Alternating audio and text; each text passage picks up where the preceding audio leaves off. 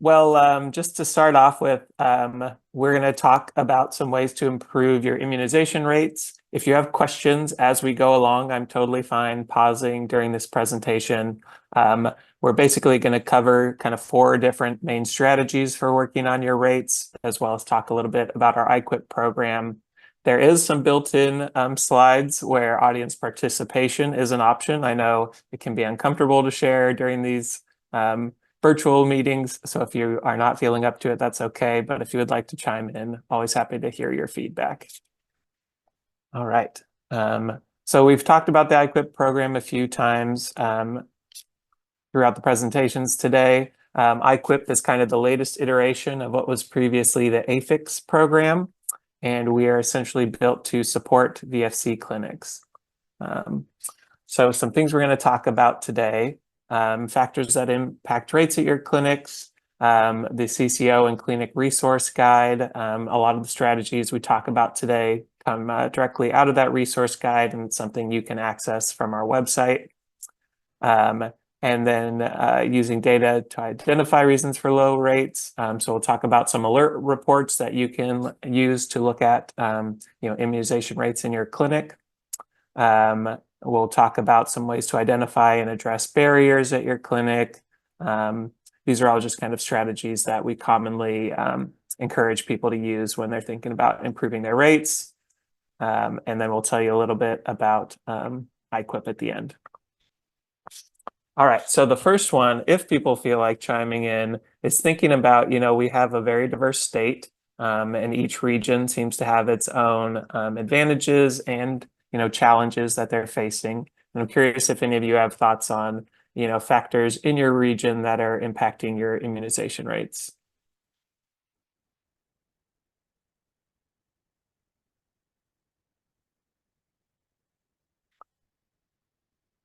I know for myself, I primarily work in Central and Eastern Oregon. I think a lot about, transportation as an issue, and it's more rural parts of our state. We see maybe increased vaccine hesitancy in those regions. Yeah, all kinds of things.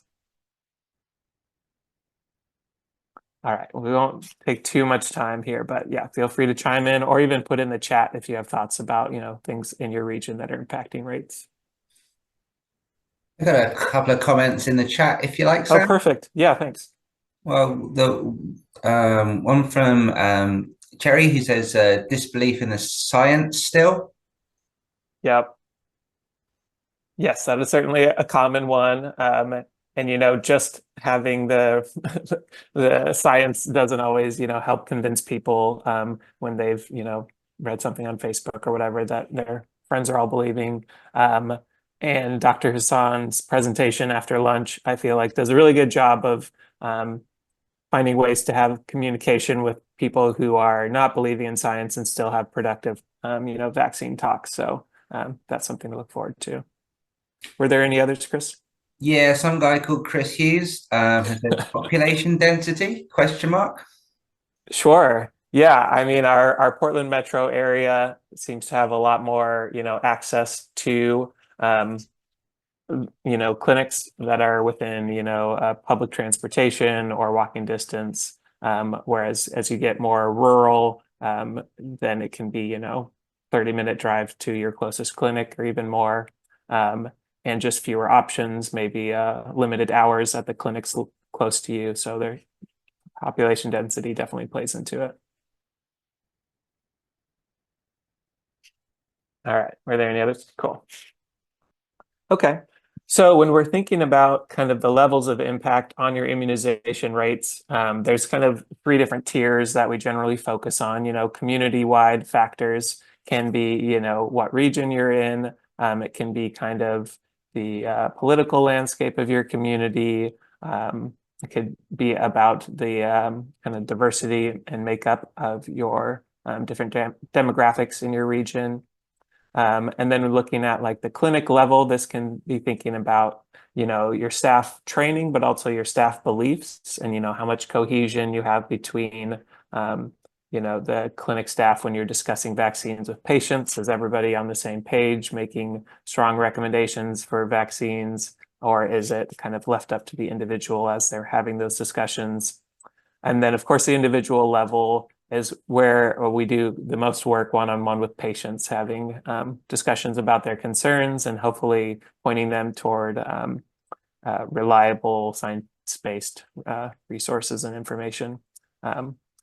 For our program in particular, we tend to focus on the clinic level. So we're thinking about how we can kind of empower your staff to make the most of the resources you have on hand to immunize your community.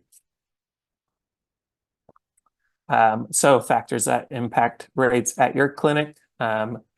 Here's just kind of a list that we have on hand, but I'm sure you could probably think of some others. So following up with no-shows is a big one. Staff knowledge about immunizations. We have some great resources and partners we like to connect clinics to for staff training. Performing well child exams. I'm sure you're all familiar with this, but that's a big factor in keeping your 2-year-olds on schedule, right? Is getting them to those well child exams. An 15-month well child visit is a common one where those rates start to drop off. So thinking about, are you offering all of those and how are you making sure your patients get to them on time?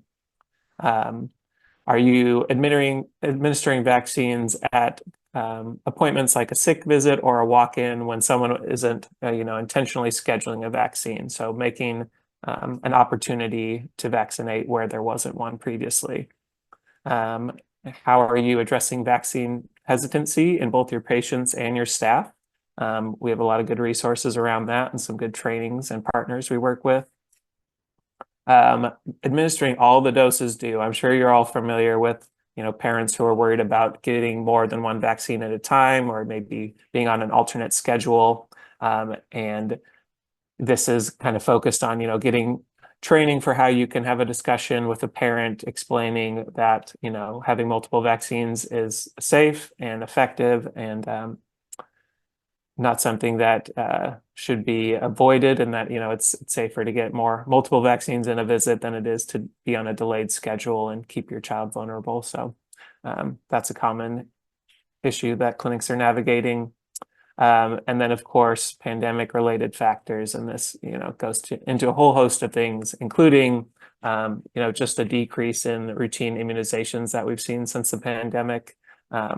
And kind of a hesitancy to return to, some, previous relationship that we had with our healthcare providers where maybe there's stronger trust pre-pandemic from your patients. All right, so when we're talking about these resources today, again, I mentioned this earlier, but there is a CCO and clinic resource guide on our website you all can access, and it will include all of the topics we're talking about today. So there's kind of 4 main strategies that are listed in there. It's a great reference for you to access on your own. And again, you can also work with our IQIP team if you want some assistance as you work through this quality improvement process. So the first strategy we have today, I'm going to minimize this box so I can read a little better. So the first one is using data to identify reasons for low immunization rates. If this isn't something you're already doing routinely with your clinic, it's something we highly encourage. The more your team is looking at data together, the easier it is to keep everyone on the same page, right? So if you are routinely looking at your childhood and adolescent rates, it's going to be a lot easier to be aware of where you are in relation to your CCO incentive metrics, which we'll talk about later, and just have a better picture of maybe where patients are falling behind on their immunization schedule.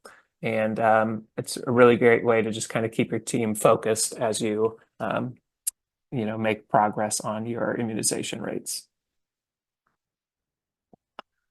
So some ways you can identify reasons for low rates is, first routinely assessing the rates of your EHR. Like we mentioned, we're going to show a report coming up here soon called the assessment report. You can run out of alert. And it's a great way to look at your childhood immunization rates and kind of see the up-to-date percentage you have at each well child visit, and maybe identify some spots in that kind of series where kids are falling behind. There are, of course, other EHRs that also can do a fancier kind of data output than Alert. So if you have access to programs that produce your immunization data in other ways, we encourage you to kind of utilize as many of those as possible to kind of keep your team informed. The second one is creating a plan for monitoring immunization data, quality, and submission to Alert. So this is really just about making sure you have, bidirectional data exchange from whatever EHR you're using with Alert. Some people are directly entering into Alert. Some of you are using maybe an Epic or something like that communicates well with Alert, but it is important to make sure you go into Alert on a regular basis and confirm that all of the patient's data is transferring accurately. And we also suggest that you take time to go through your patient records and, if a patient moves away or is no longer coming to your clinic, that you can inactivate these patients to get a more accurate representation of what your actual immunization rates are. That's a pretty common strategy people do with us in a quality improvement project, is kind of cleaning up your data so that you know exactly what kids you need to contact to vaccinate and which ones are no longer coming to your clinic. Next one is sharing information about clinics rates with staff. This kind of goes into what we've been talking about, but just keeping everybody informed is a really helpful practice, at a monthly staff meeting or something like that. And then participating in our IQIP program is also really helpful. We strongly suggest this for clinics who, don't have their own quality improvement team. This can feel like a daunting task, and we really enjoy working with clinics to make these projects very manageable and practical given staff limitations, and also very relevant to the communities you work with. So we're able to tailor these programs based on your region and your particular patient population. And we work with clinics who serve, 3 kids up to, a couple thousand. So we kind of are happy to work with any clinic at any size. So this is the assessment report I was talking about earlier for Alert. And this is a great way for your clinic to be able to review some immunization data if you don't have an EHR or a way of doing that based out of some other software. So we'll kind of cover what this program looks like. If you were running the assessment report, it kind of focuses on your childhood immunization series, so that 24 to 35 month population. When you run the report, this is kind of the first page you get, and it gives you a general up-to-date rate at 24 to 35 months. And you can kind of see on the left-hand column here, the number of months old the child is, the up-to-date rate at that particular check-in, and then the late up-to-date assessment as well. So we have 7, 12, and 24. This is a pretty typical spread here, but that's kind of what you can expect to see at the beginning of your report. This is all based on the 431-331 childhood immunization series. And this is kind of a breakdown of when all these different immunizations are due based on a well-child schedule, right? So you can kind of see with DTaP, your first one is due at the 3-month, second at 5 months, and then you have 7, 9, and 12 for that third dose. Fourth dose starts at 16 months and so on. So we'll see on the next page, the assessment report will tell you the, kind of percentages of immunizations you have with your kids at each of these steps.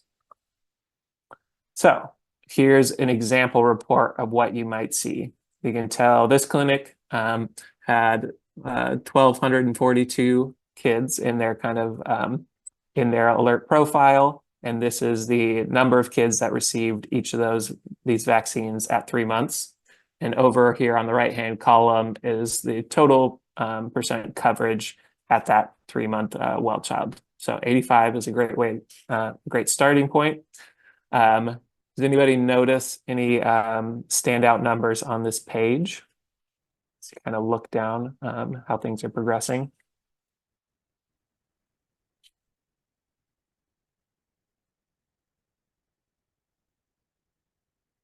all right, I won't wait too long, but this is what we kind of want to highlight. You can kind of see that there's a big drop off after the 12-month visit. So your DTaP, you go from about 1,000 kids down to about 75. Your overall kind of coverage at that point goes down to about 5% when it was at 82 previously. A common reason for this could be you didn't have a 15-month well child visit. And so, these kids have come due for some of these immunizations like we saw on the schedule before, but we're not having that well child visit. So you start to see your patients falling behind, and then we're down into the 50 and 60% where we're at 80% before. So this is another common strategy if you're not doing a 15-month well child visit. This can be something that helps keep your patients up to date. All right, here's another example clinic. This one's a bit more of an extreme case. You can see there were 217 kids at this clinic to start off with, and less than half of them, we're way down at like 10% overall coverage. Looks like 84 is about the highest number we have in our first column. And as we progress down the page, you can see it drops even further, 5 and 6% down to less than 1%, 1.4 at the end. This is a very unique situation, but this was actually from a clinic we had a while back. Essentially, this was a provider who was actively discouraging his patients from getting immunized. Hopefully, you don't have any of those at your clinics, but we know that all of us come with our own personal beliefs and opinions around vaccines. And so another great reason to do an IQIP project is to kind of figure out what your team's kind of beliefs in vaccines are, and also make it clear that you want to all be on the same page, sharing the same message, and together you can kind of build an expectation of what discussing vaccines looks like in your clinic. Yeah, so a drop from not very high to even lower was kind of the story there. We have a great tip sheet that goes along with running this report. So if you haven't run an assessment report before, we have tip sheets on our web pages, including an alert assessment report tip sheet that can be very helpful. So I recommend checking that out if you have not used this report before. Another thing we like to highlight, which we may have covered already today, but you have great access to looking at immunization rates, both statewide and by region. So I do a lot of sharing these first two childhood and adolescent immunization rates with clinics, but we also cover maternal and adult immunization rates. So if you want to look at the individual kind of data for your region, this is a great way to stay informed there. And this is what those dashboards look like. We updated them fairly recently, so the Tableau-powered dashboards are very interactive. You can do a lot of navigating from state to county level to zip code. Looks like coming soon. And it will show, some historic trends in your data. So I think we have up through 2023 on most of these rates now. And this one is highlighting the childhood series. This is what the adolescent data looks like. And again, you can come down to this map here and look by county really easily and have some nice charts that'll show you those trends as well. All right, so that's kind of covering, talking about data, sharing data with your staff as kind of our primary, our first strategy there, I should say. Second one is identifying and eliminating barriers to access. And as we discussed earlier, this can look different depending on where you're at in the state. And I feel like that's one of the benefits of having these discussions with IQIP is we like to get your whole team together from the provider down to the front desk, your MAs, and get everybody's perspective on what barriers are affecting your ability to vaccinate your clinics. So what healthcare providers can do to eliminate barriers. Using standing orders is a great one. If you're not already practicing this, which a lot of our clinics are, we highly suggest it. And that just allows for that ease of immunization when the opportunity comes up.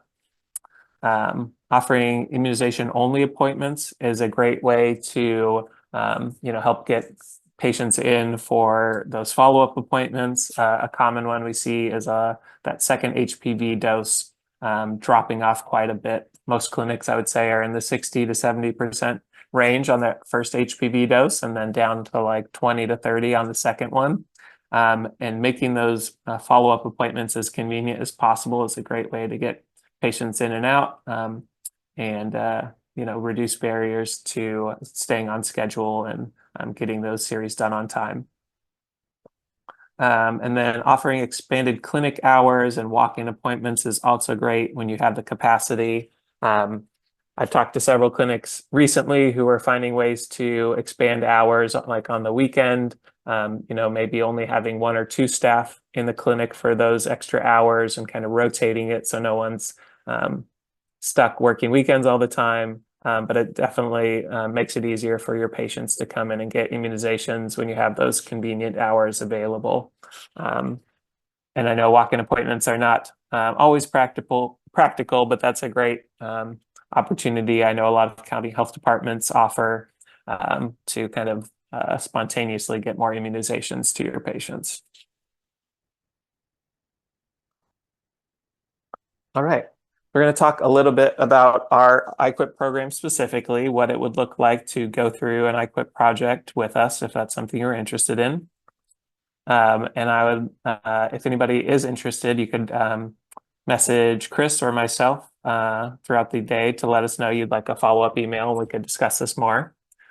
But essentially, we're the CDC's National Quality Improvement Project program for VFC clinics. So any clinic participating in VFC can work with us for free, no cost to you at all. And it's a very low commitment as far as there are no kind of penalties or contracts signed. We do our best to work with you at the capacity you have and make projects that are manageable for your staff.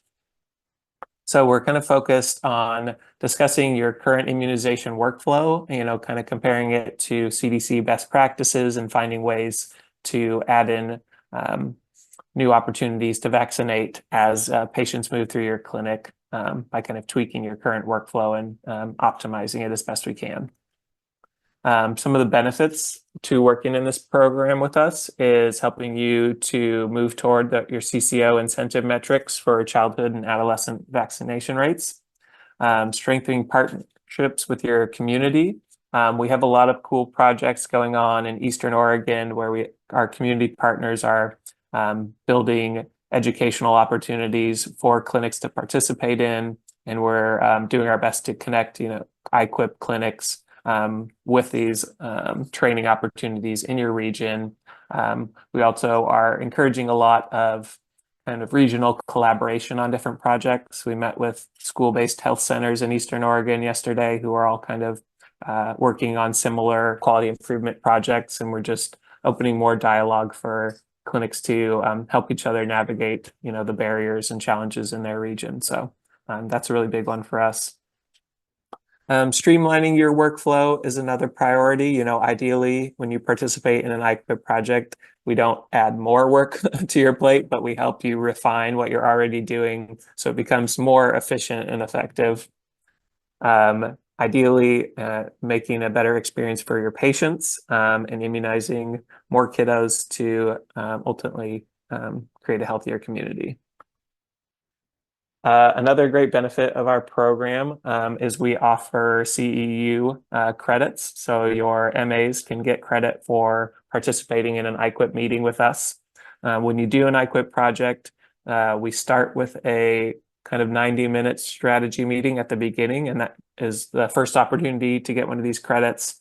We meet with you twice throughout a year-long cycle, and then a third time at the end of that cycle to kind of wrap up, and you get another credit when you complete that final meeting with us. This is just a picture of kind of our CCO incentive metrics, how they've been changing over the last couple years. And we like to highlight that, unfortunately, these adolescent and childhood combos that we're focused on with IQIP tend to be some of the worst performers in, how these metrics are changing over time. So you can see a small increase for adolescent combo 2 between 2022 and 23, and then a 2% drop for combo 3 for childhood immunization. So this is obviously an important area of focus, and also one that could use more attention. This is a little inspiration from Abraham Lincoln. Oftentimes we get so busy just doing the work that we forget to step back and make sure we're being effective. And so iQuip is kind of an opportunity to get your team together and make sure what you're doing is being impactful, and looking for ways that you can make it even more effective. This is kind of the breakdown of the state by iQuip consultant. So myself, I cover Central and Eastern Oregon and a few of these counties and kind of Northwest Oregon. Albert has kind of the Portland metro area and then out to the coast here. And Lauren has the I-5 corridor and on down the coast in kind of Western Oregon there. And then we also have a few individual kind of organizations that we each work with. So if you are in one of these regions and would be interested in connecting with your iQuip consultant, feel free to reach out at any time. And this is kind of what an actual visit would look like. So we like to schedule a 2-hour initial meeting. It can be virtual or in person, depending on what's easiest for you all, kind of the technology you have at your clinic, whether your staff is all at one site or maybe you have multiple sites and would like to do a virtual meeting so that multiple sites can participate in the project. And we have 4 meetings throughout the course of the year. That first strategy meeting, then we check in at 2, 6, and 12 months. 2 and 6 months are kind of support calls. The heaviest lift is that first meeting where we kind of set up your project for the year. And your goal by 2 months is basically to bring the rest of your team on board, start assigning tasks to the different people who are going to work on them. And then at our 2-month check-in, we are hoping you're kind of ready to start working on the projects. By 6 months, we'd like to see most of them underway. So maybe this is you wanted some staff training around vaccine hesitancy, and you wanted to start running a patient recall through alert. We would make sure that your staff got trained on that alert recall, and we would schedule that training for vaccine hesitancy and hopefully have those completed by the 6-month mark. And then from 6 months to 12 months, you basically continue on with those projects and we'd see how they impact your rates. You can request your rates as often as you like from us. We generally just run them once a year, unless requested more, because you don't necessarily see a huge fluctuation in rates over even 6 months. If you wanted to host an in-person meeting, it's always ideal to have like a conference room where we can gather and maybe a projector where we could share screens. I've done iQuip meetings at someone's desk on my laptop. So, we accommodate whatever you have available, but that's kind of best case scenario. And we'd like to encourage you to have, kind of the broadest array of staff involved with immunizations as possible. So everything from your VFC coordinator and your providers on down to the front desk, and MAs and scheduling and all of that. The more kind of insight and perspective we can get on what immunizations look like at your clinic, the better plan we can make for building these strategies. So this is where we get a lot of our information for that we build our iQuip strategies around. The community guide is great. If you haven't checked it out, I recommend you do. It has a really good insight on ways you can work on improving your immunization practice. When you meet with us, this is a common graphic you will see. This just kind of breakdowns how our discussion flows when we're walking through, the changes we might want to make in your clinic. We start at the office administrative level, thinking about staff training and policies you have going on. At the front desk, we're thinking about, are you pulling up alert or immunization records at every visit? Do you have resources available for your patients as they check in? We have some great partners who build educational cartoons, and we always recommend playing those kind of vaccine cartoons on your TV in your lobby if you have that as an option. As you move into the exam room, then we start to focus more on staff training. What do those discussions look like? What common questions are you getting? How can we make your staff feel more comfortable having a discussion around vaccines and hesitancy? Maybe what posters or handouts you have available in the room while patients are waiting. And then your checkout is really thinking about how you are scheduling future appointments and following up with your patients. So this is all stuff we would walk through in that first meeting. And then these are the kind of core IQIP strategies that we would be choosing from when we think about your project. Generally, we recommend you choose 2 strategies and 1 or 2 immunization rates to focus on.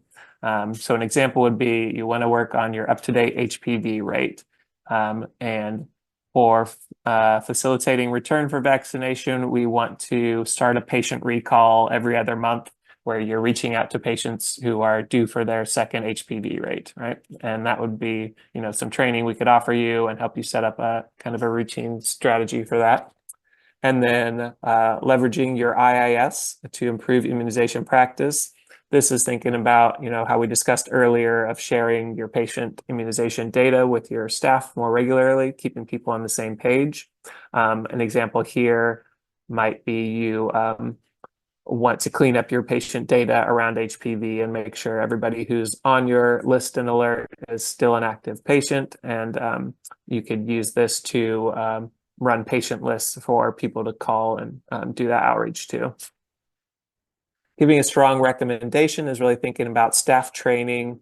And we have tons of resources for that, whether that's something you want to do, like at a regular staff meeting. We have clinics who will do, 10 minutes on vaccines once a month where they have a new topic. Maybe they want to cover the new flu vaccine or COVID, or there's like a hesitancy topic they want to add into that monthly meeting. Just getting some more discussion around vaccines is a great opportunity there. All the way to partnering with our friends at Boost Oregon, who do some really great hesitancy training for your staff. There's kind of a broad variety of options you have in this strong recommendation category. And then strengthening vaccine communication is thinking more about resources you have for your patients and how you're communicating with them. So that could be in your office, or it could be email, social media, phone calls, all those different options for getting that immunization information out to your patients. The last kind of custom strategy that Oregon is focused on right now is encouraging clinics to start recommending HPV starting at age 9. As compared to, your Tdap and meningococcal, this series can be started at age 9 instead of the typical 11 or 12 that we see for those, kind of back to school sports physical immunizations. And there's a lot of studies these days showing, a better completion rate by age 15 of that 2-dose series when that series is started younger, and also a better immune response to the vaccine when it's started younger. So a lot of great reasons to start these series at age 9. And so that's something we're encouraging clinics to do. This is an example of kind of our clinic assessment that we would walk you through when we're talking about these different sections. And this is, we won't go into too much detail, but basically at every touch point in your clinic, we have a few questions that we are asking you. Are you updating patient information, making sure that everything is correct in your alert profiles? Do you have resources available for your patients? Do you have a vaccine policy, a statement of your clinic support for vaccinations that's posted in your waiting area? All kinds of different things we're checking in on. Vaccine hesitancy discussions. How are you documenting patients' refusal of vaccines? And, that's a great way to help your providers be, aware of issues and prepared for a vaccine hesitant discussion with the patient. Hey Sam, do you mind if I hop in with a question? Yes, please. Thank you. This is from Sherry. Okay. And Sherry's asking, would St. Timothy's qualify for any of these strategy trainings? We are not a PCP clinic. Okay, so these are built for VFC clinics.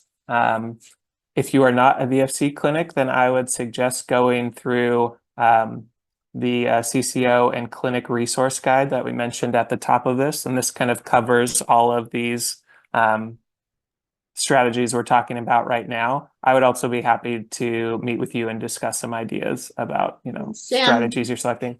Yeah, Mimi. Mimi, that would be great if you could meet with St. Timothy's. They're a VAP clinic. Oh, great. Yeah. Yes, I'd be happy to. Great. Cool. Yes, definitely let me know if anybody else is interested in talking. All right, so this is just continuing on in that assessment and on to strategy 3.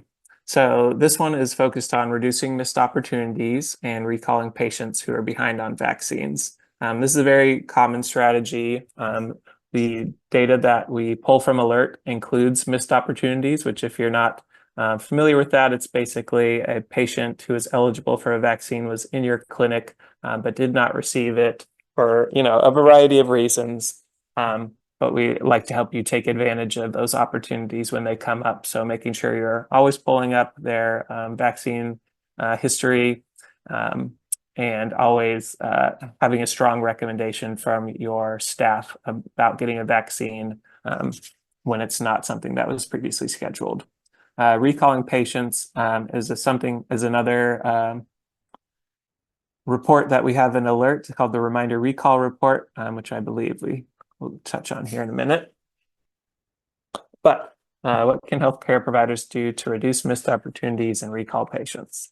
So forecasting immunizations is a great one. I know most clinics are doing a chart pull for a scheduled visit, and checking what immunization the patient is due for.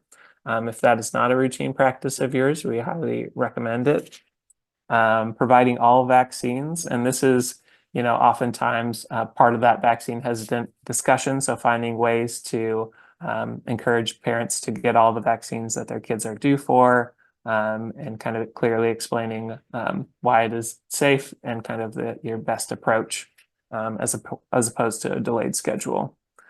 Scheduling the next immunization before the patient leaves is a great best practice.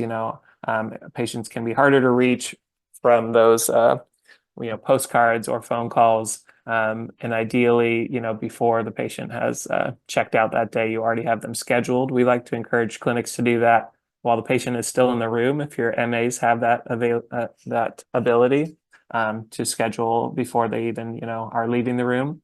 That's often ideal, especially if your child is crying after a vaccine. It can be a lot harder to schedule the next appointment versus getting that taken care of ahead of time. Recalling patients who are behind is one of the most common strategies we work on with clinics. And depending on the staff's capacity, you can make that a monthly practice, or you can make that a quarterly practice. You can focus on all of your immunizations for adolescent and childhood, or you can focus on just one. Oftentimes we encourage clinics to look at the later immunizations in a series, like your fourth DTaP or something like that, and focus just on getting patients back on schedule who are kind of falling behind later in the series. So there's lots of options there and some great alert reports. Contact patients who miss appointments. So just having someone who's regularly following up with no-shows and getting them scheduled, and maybe having a variety of reminders, whether email or text message, to help people remember to get back on time for those appointments. Identifying patients who follow an alternative schedule. And this, comes with a host of challenges. But we're always trying to look at the bright side in these interactions. So these parents are immunizing their child, and maybe even if they're delayed, are still willing to get these immunizations. So finding ways to have those discussions with parents, encouraging them to stay on schedule, but also just making sure that they understand if they're going to delay, then it's going to take some more effort on their part to come into the clinic more often and get vaccines. And finally, recommending HPV at age 9, which we already kind of discussed, but there's some great resources from the American Academy of Pediatrics recommending that. There's some great studies in Utah that have shown that to be really successful. So we have some helpful resources if that's something you wanted to start working on in your clinic.